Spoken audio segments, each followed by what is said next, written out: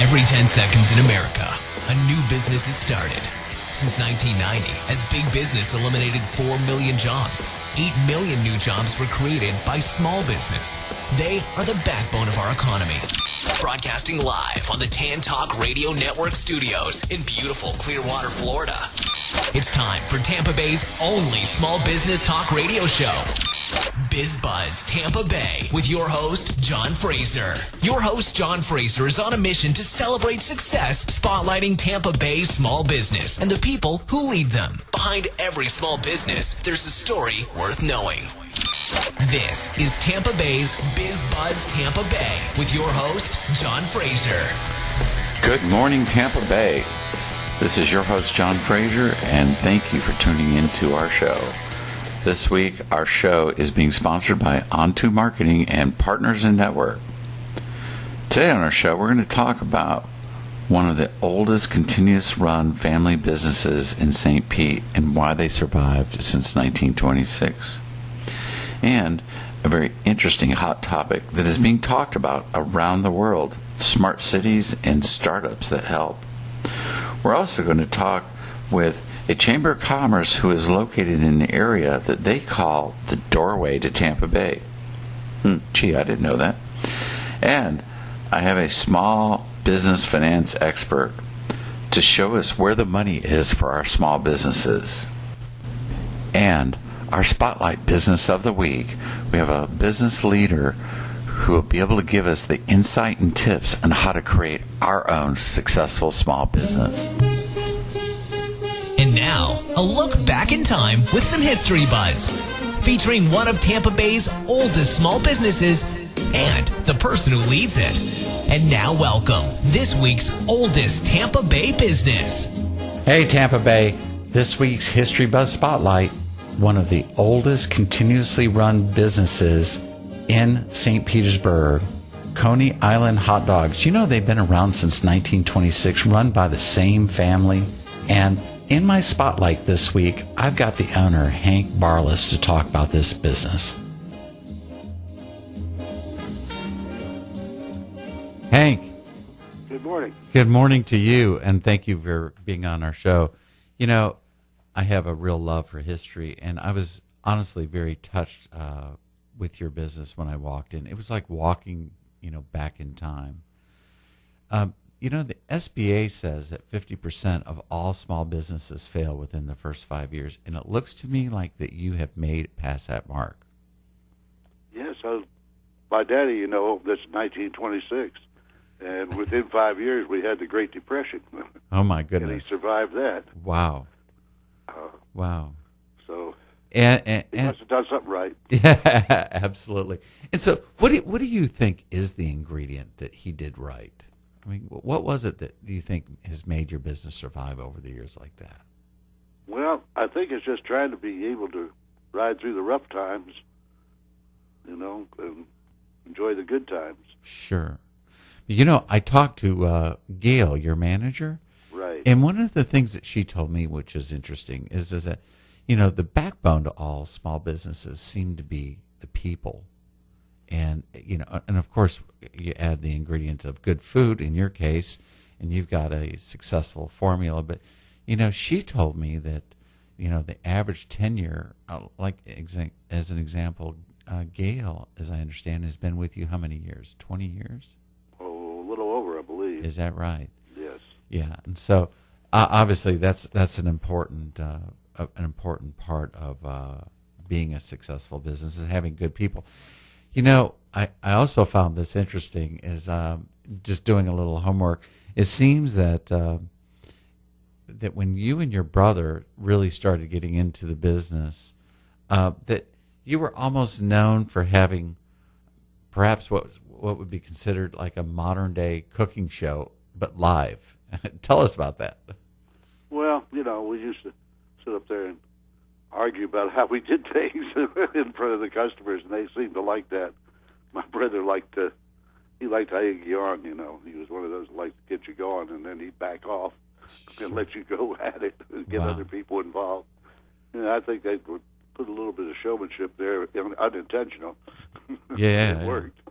Yeah, I mean, that's what I understand. I mean, people used to come in I mean, to eat the Coney dogs, but I mean, it was the show that really, was part of why they came in. Now, I think so. I think for also what I heard is your current location. You actually have not been there since 1926. No, we were one store over before, which has been torn down now. Right. So we just moved one door south of where we were. Still on the same corner. Sure. Yeah. So you were actually, your store was in the parking lot, and there was a hotel above that. Is that right? Yeah. Yeah. A couple other businesses in the downstairs also. Yeah. Wow. And we moved over here in 1950 in this particular building. And what's changed in your in the business itself in terms of the way it looks since 1950? Has it been a lot of changes, or does it really still look like it was originally created back then? Very few changes. This refrigerator my cook just went into is free, or probably just after World War II refrigerator at the front, and GE still runs. Has a lot of work done to it, but it still runs. Sure. And very little has changed. Well, except we did change the menu some, because back in the 50s and 60s we had steam table meals, but we gave them up because we were spending 75% of our time, and they were only accounting for about 25% of our business. So Sure. we decided to concentrate on the chili dogs and chili burgers.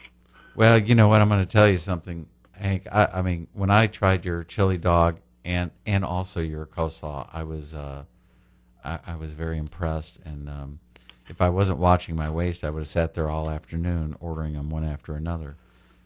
Well, one of the things we talked about, you're actually, I feel like small historic businesses like you really do need the support of the community. And what is it that you want to do to help drive that right now? We talked about this. Well, one of the things is make people aware that we're still here. Yes. Because so many small businesses have folded that people are used to for years. Right. I mean, you're on MLK downtown, St. Pete. Right. So you're really easy to get to. And are you going to run a promotion this week? I'm going to run a promotion this week just for you and your listeners. Okay. Anyone that comes in and says they heard about us on your show, Yep. okay, if they buy one chili dog, they get another one at no cost. Wow, how about that, Tampa Bay? And Okay. that's for the whole next week. Man, thank you very much. We are not open on Sundays, by the way. Okay, well, you know what, Tampa Bay, let's go down and check out one of Tampa Bay's oldest businesses, say hello to Hank, and try one of his great Coney dogs. I really appreciate you spending the time with me. Thank you, John. It's nice talking to you again. Happy Easter to everyone. Yes, sir. You too. Thank you.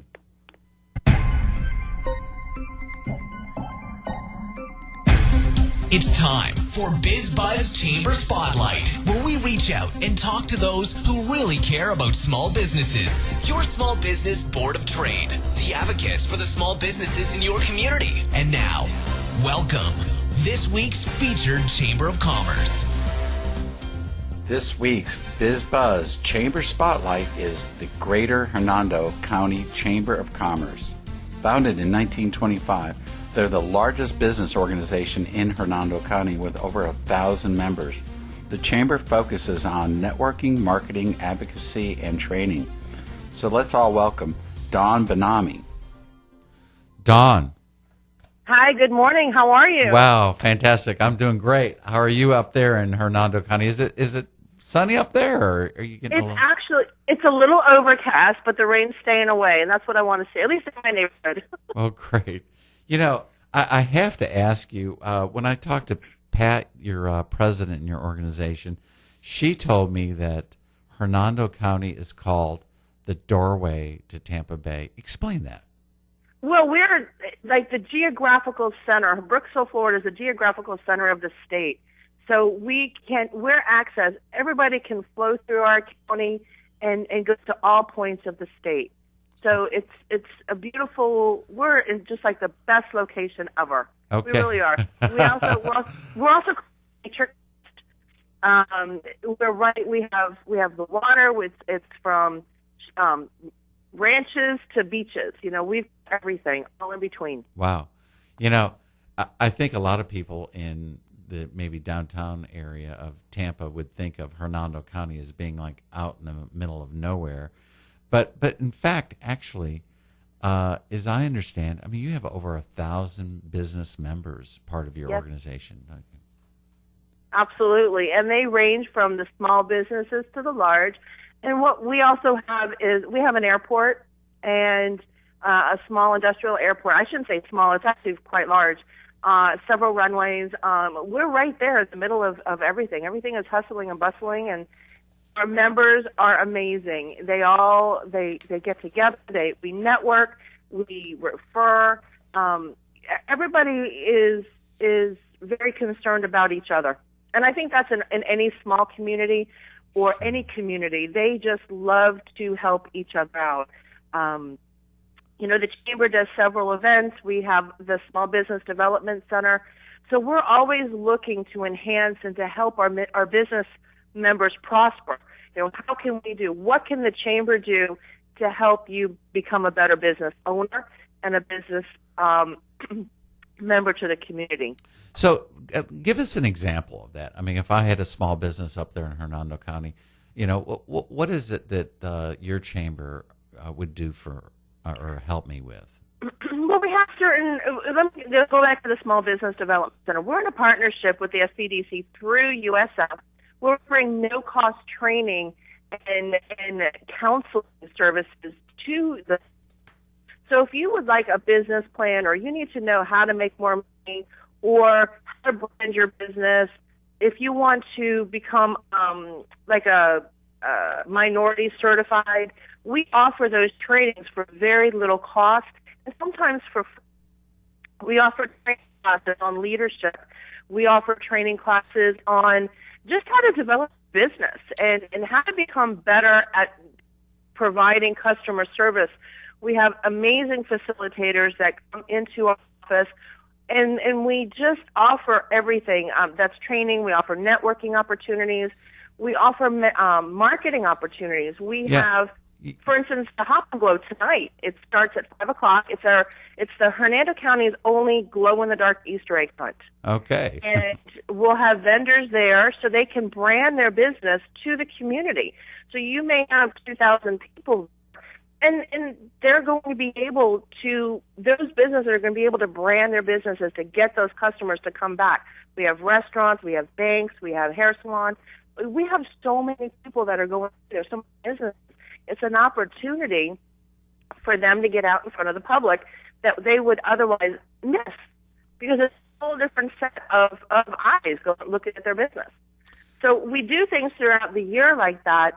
We also, on May 9th, we're having LeaderCast, which is the largest leadership experience in Hernando County as well. It's a live simulcast. I don't know if you all have heard about it down in Pinellas County. But we're bringing in Desmond Tutu as a live simulcast, and Randall Wallace, and Laura Bush, and Andy Stanley, and Dr. Henry Cloud. And so it's a day of empowerment and leadership, and we 300 to 400 people there, like businesses, getting to know each other, and marketing and networking, and just expanding their business. So Dawn, while learning. So if I'm a small business, how do I get engaged into the Chamber? Do I just simply pick up the phone and call you, or what do I do? Absolutely. Call the Chamber of Commerce. We have an team. Lisa Kidon is our membership representative. I'm the event coordinator. Just give us a call, 352-796-0697. Ask for one of us. Pat, she's always available. She's probably one of the most down-to-earth and available presidents around. I love her to death. Okay, well, you know what? Your cell phone's cut out a little in and out. So if for my listeners that are up in that market, is all you got to do is go to bizbuzztampabay.com, and all that information is there, or just Google the Chamber directly. It's the Greater Hernando County Chamber of Commerce. Perfect. Dawn, I truly appreciate you spending your Saturday morning with us and talking with our listeners. And you have a robust week and weekend, okay? You too. Have fun. Yep. Peace. Yep. Thank you.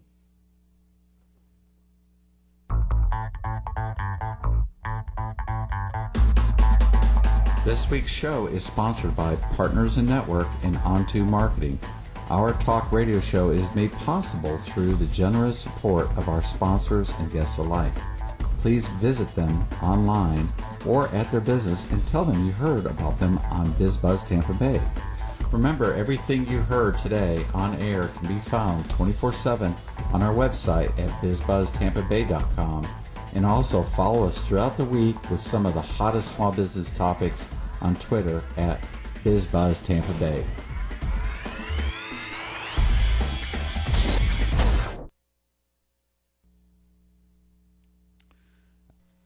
Okay.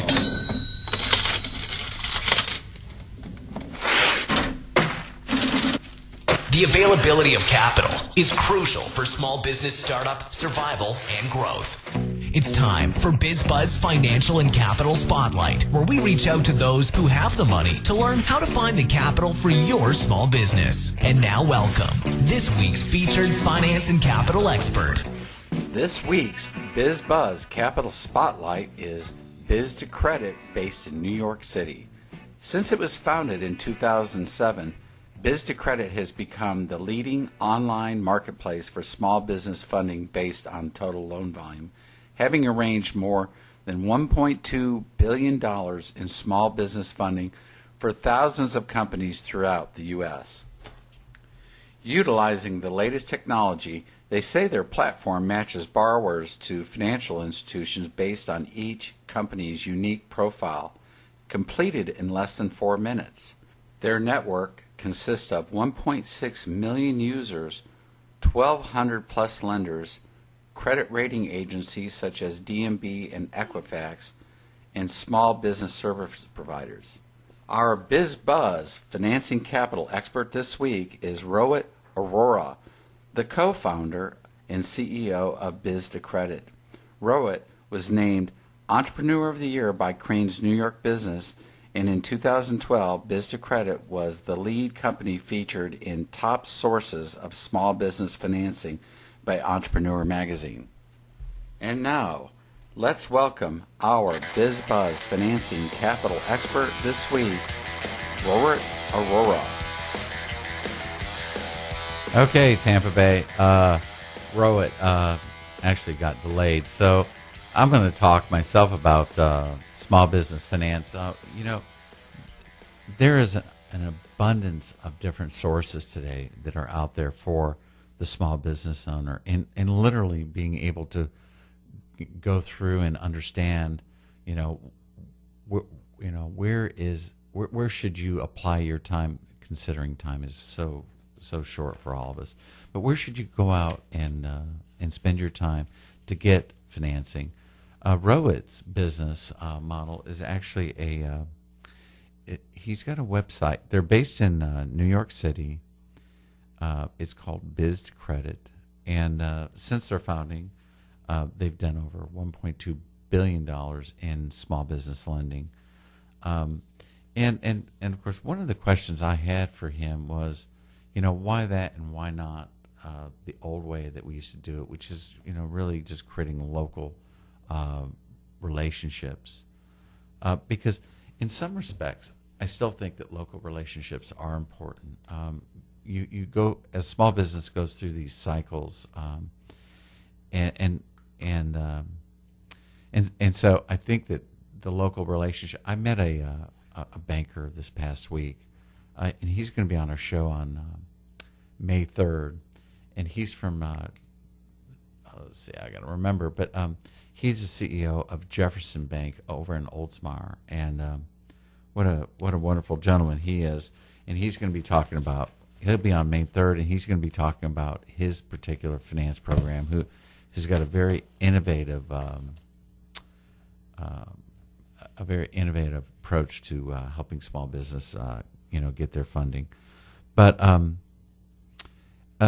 then next week, talking about small business funding, I've got an expert coming on. We're going to be talking about crowdfunding, which is if you're not familiar with this term or concept, it's really seeing a big surgence in the marketplace, and a lot of people are using it. But I've got an expert that'll be on air with us talking about, why crowdfunding really is a great alternative.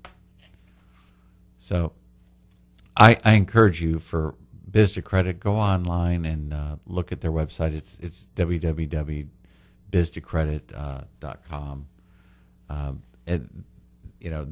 With their network, apparently they're tied in with 1,200 lenders, and they literally can give an answer within, they say, 4 minutes. And that's what I was going to ask Rowan about. But anyway, if we got any callers out there, I'd be happy to take a call, and then we're going to be moving on our program and talking about smart cities. Sean Abramson, interesting guest, and he's got a real interesting take on the need for startups in a very specific area.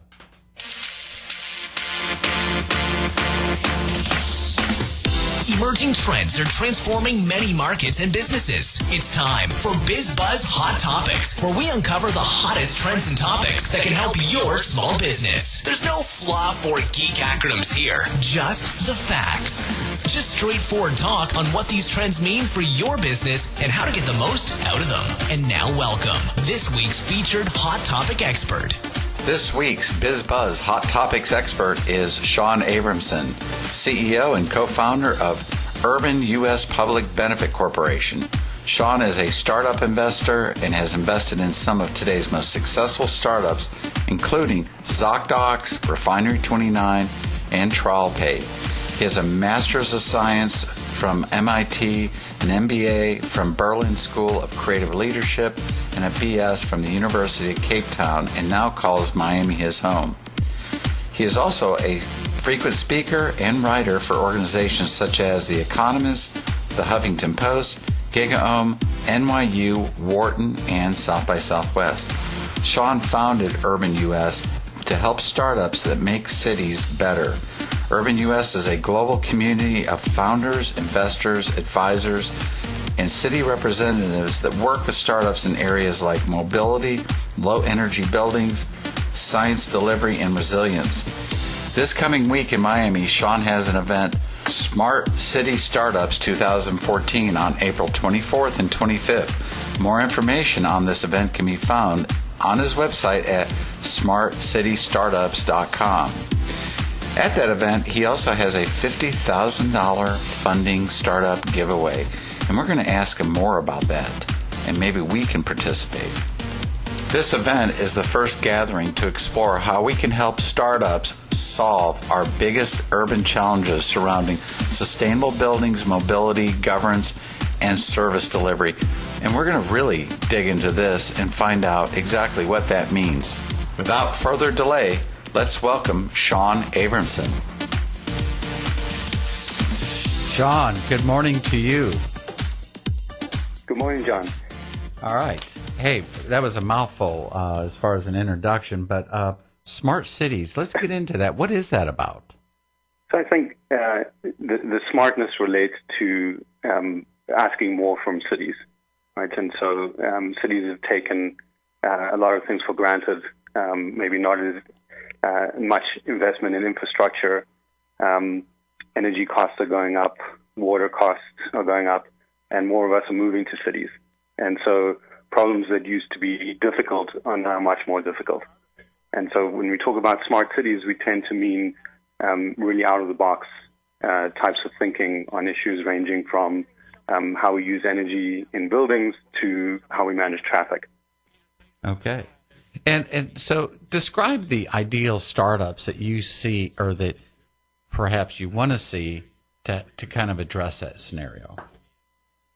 So if you think of examples, we like to think of things like Waze or Nest because they offer a perspective on a very rapid impact, right? So something like Waze enables people to move around cities and navigate traffic.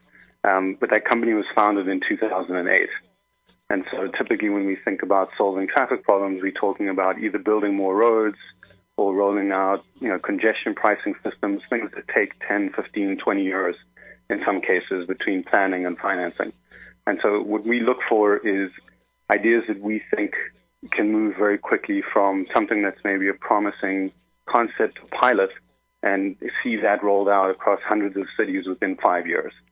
And so, yes, those turn into interesting financial opportunities as an investor, but we really focus on at what rate do we think we can have impact at scale.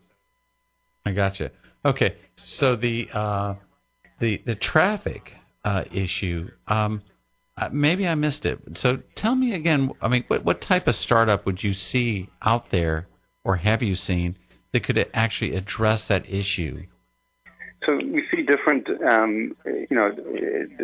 traffic can be broken down into obviously lots of different problems. So, for example, parking we don't typically think about as a traffic problem, but there's some evidence to suggest that 30% of traffic is actually people just looking for parking. I know that sounds kind of ridiculous, but okay. So when we think about traffic at a large scale, more cars trying to use the same existing infrastructure.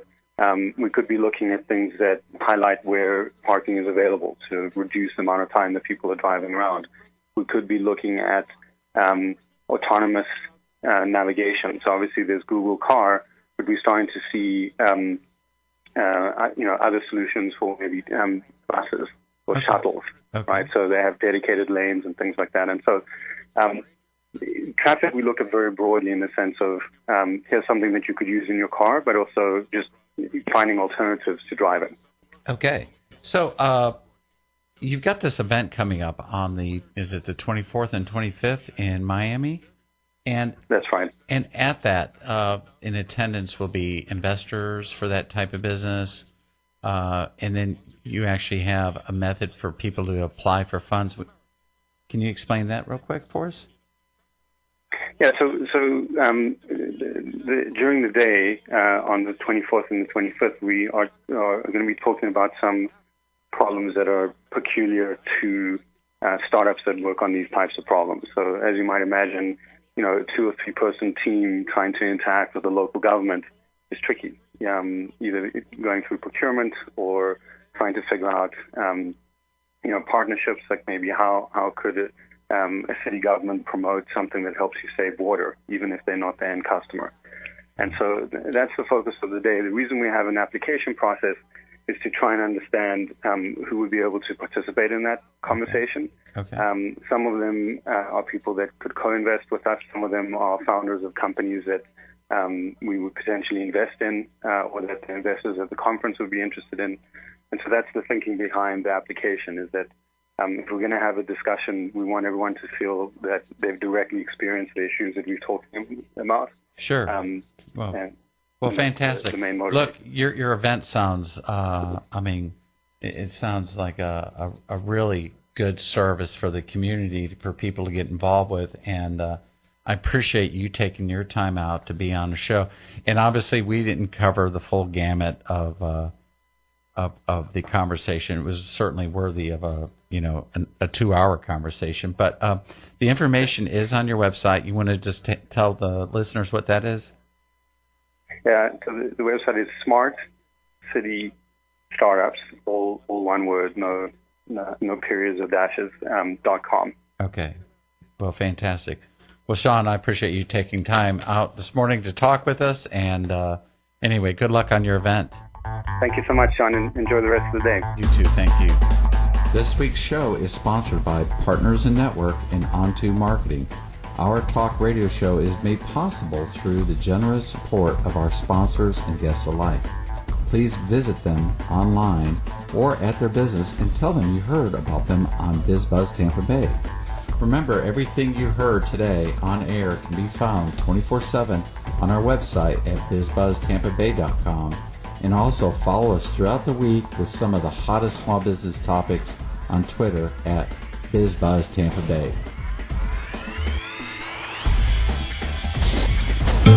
Behind every small business, There's a story worth knowing. And now, our Biz Buzz Small Business Spotlight of the Week. Introducing one of Tampa Bay's greatest small businesses and the person who leads it.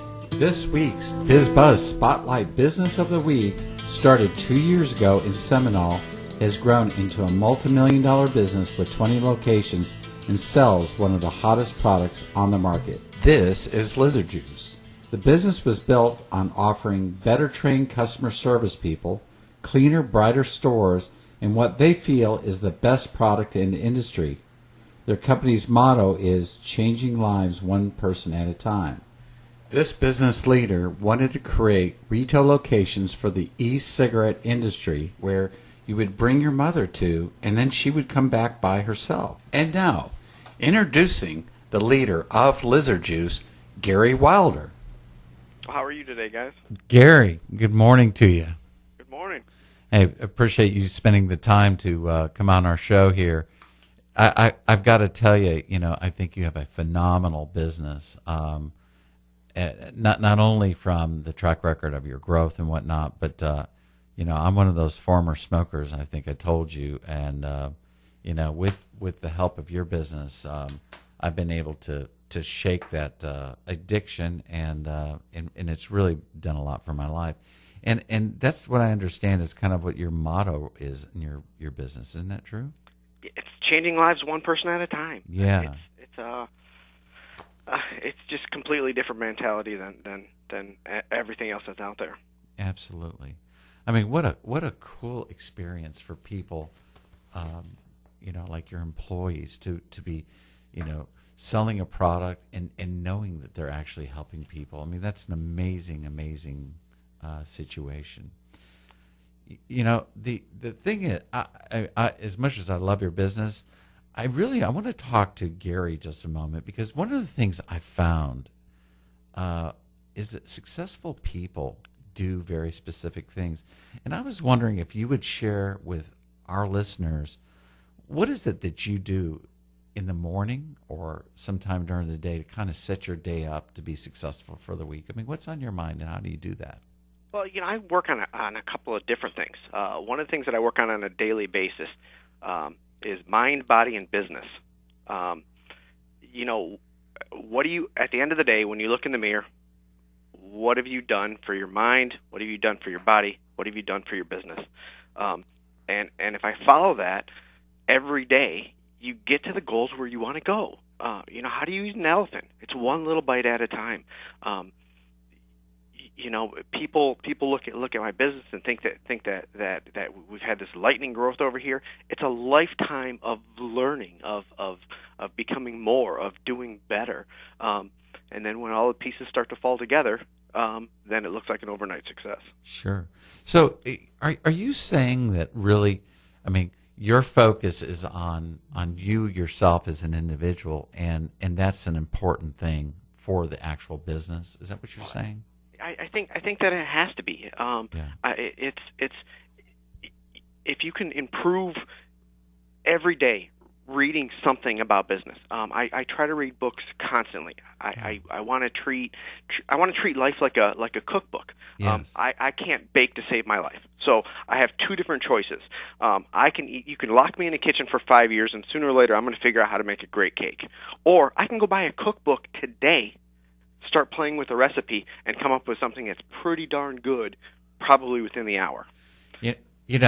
I think that's a real important point, and it was something that I learned several years ago. And I forget, I think actually it was a conversation I had with a gentleman that I think most people know is Tony Robbins. I go back with him actually since his first seminar, and when I talk with him, we kind of do this jokingly. I said, Tony, I said, I was in your seminar, and I said, there was 5 of us there. I said, boy, were we excited. But, he made a point to me that resonates exactly what you just said. And he went on further to say, you spend so much time in the car. He says, what about audiobooks? How can you feed your mind? And that's something that I actually do on a daily basis. And I would truly encourage the small business and entrepreneurial audience out there to take heed to that, because there is something to learn every single day, and there's a lot of good information. Can you tell us one book or one audio program, or that might have been important to you? Well, and there's a lot of them. Yeah. I think you have to go back into the sales end where it was Zig Ziglar. The basis of for sure. the heart and soul of it. Right. Brian Tracy, right? Yeah. When you're getting into straight down to the core of what that was. I've probably read everything that Zig Ziglar's ever done. Now, he tends to be extremely religious. I'm not. Yeah. But it doesn't mean that the foundations and the fundamentals that he writes about and he teaches are amazing.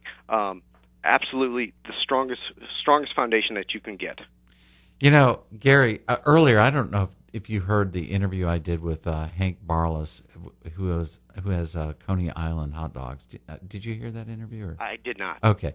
But you know what? The thing about him, so Hank has a business. He has a business that's the oldest continuously run family business in St. Pete. And, my discussion with him and talking about success and how he survived SBA's statistic, which is 50% of all businesses fail, within the first 5 years. And I jokingly said to him, geez, it looks like you made it past that mark. But when we talked about how his business has been able to carry on for, I believe it was 80-some years, the one thing that came out is the people. And it wasn't just having a good Coney dog, but it was really the people that has made a difference. His manager, I said, I thought Gail had worked for him for 20 years, and he said, no, it was even a lot longer than that. But your people, I remember reading something about, training your people and making them top customer service people.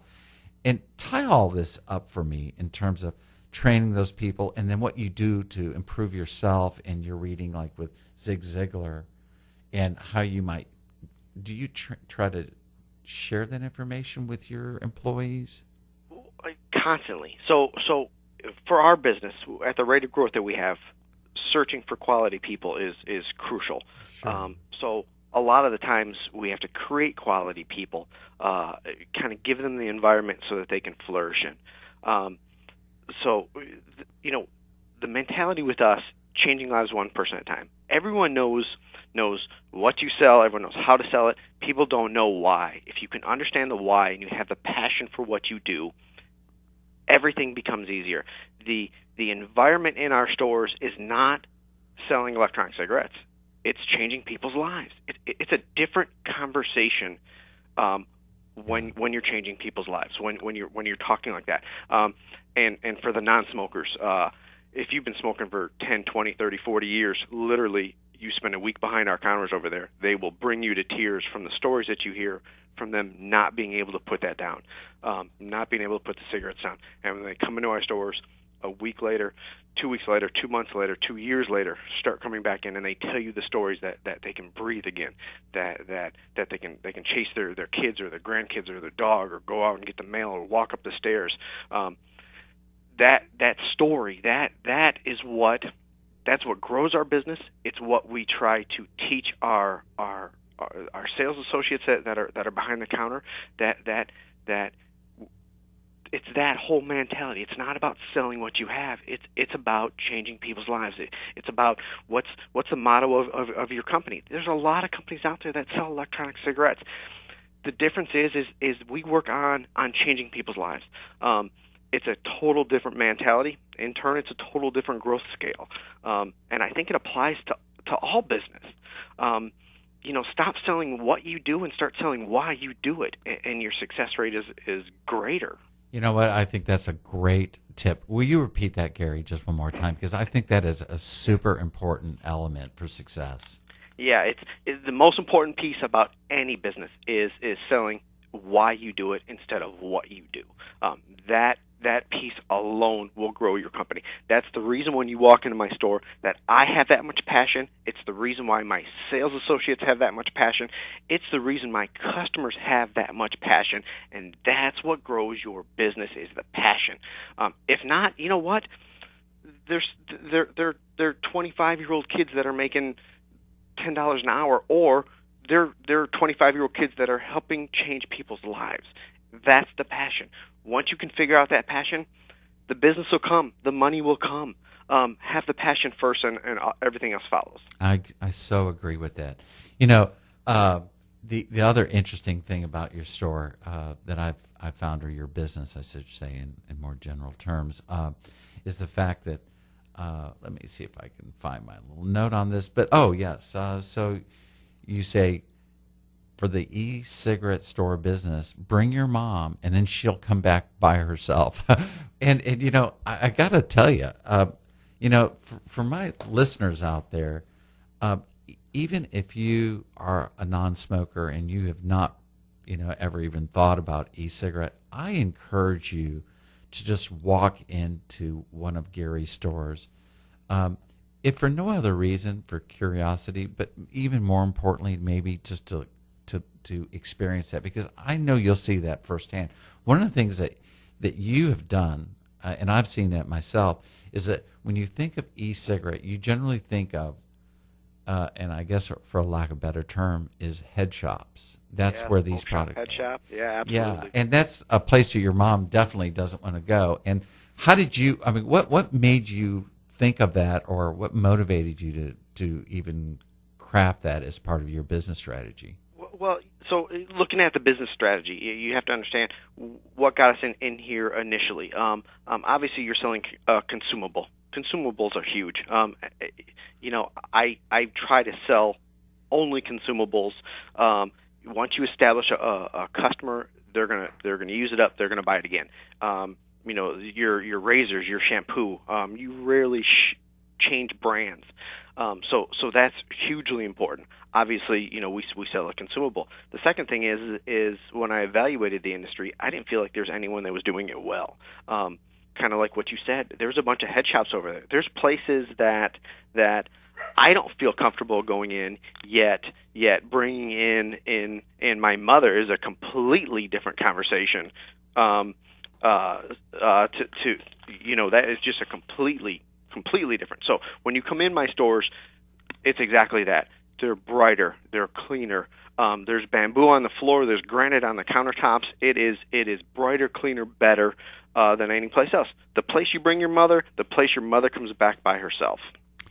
You know, Gary, one of my passions that has been part of my life for many, many, many years is small businesses, and that's why I do this. Now, in fair disclosure, I said that I was one of your customers, but I assure you, and I'm talking to my listeners, that it is not the reason why I asked Gary to come on here.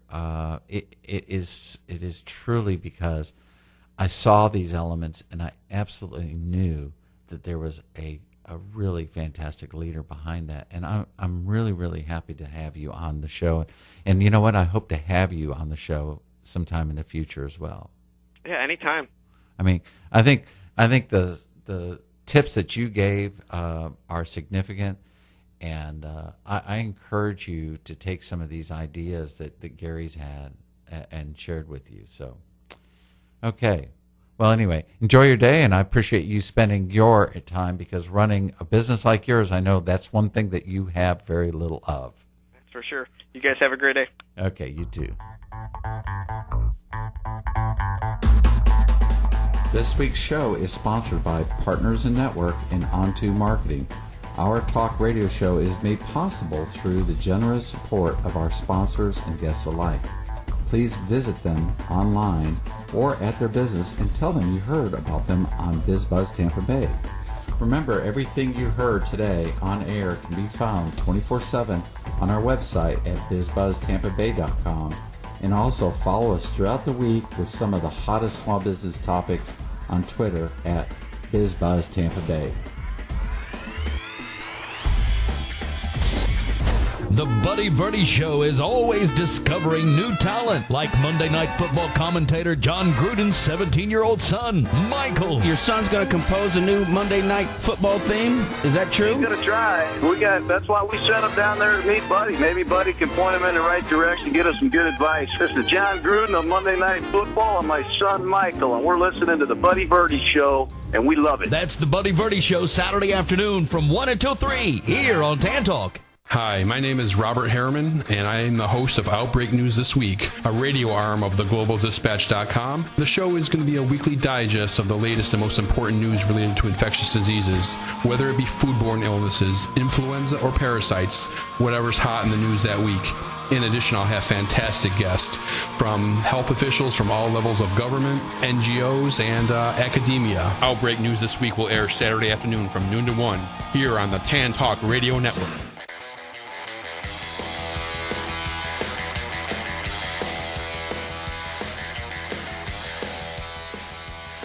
Okay, Tampa Bay listeners out there and entrepreneurs, you know what? Gary was just fantastic, and I really appreciate his time, and I hope that you were able to pick up some important tips and topics there. I just wanted to tell you about next week's show is going to be just as dynamic. The bar is pretty high in having a guest like Gary online. But anyway, I'll just tell you some of the topics. One of the things that we are going to have is I've got an expert coming in talking about crowdfunding. I mentioned that earlier. And so if you don't know about crowdfunding, tune into the show. I also have a Spotlight Business next week that will help you understand how to create standing room only customers for your business.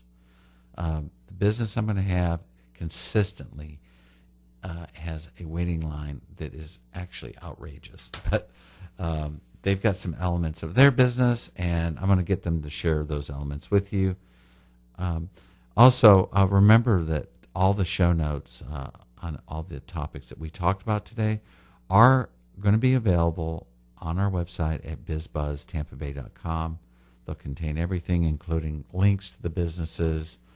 And then, of course, don't forget Hank Barless from Coney Island Hot Dogs gave us a tremendous offer there, which is go into his historic business, started in 1926, Coney Island, which is on MLK, downtown St. Pete. Is all you got to do is go in for the next week and mention that you heard his interview on the show on Biz Buzz Tampa Bay, and you'll get buy one, get one free. In fact, I may go there myself and get one.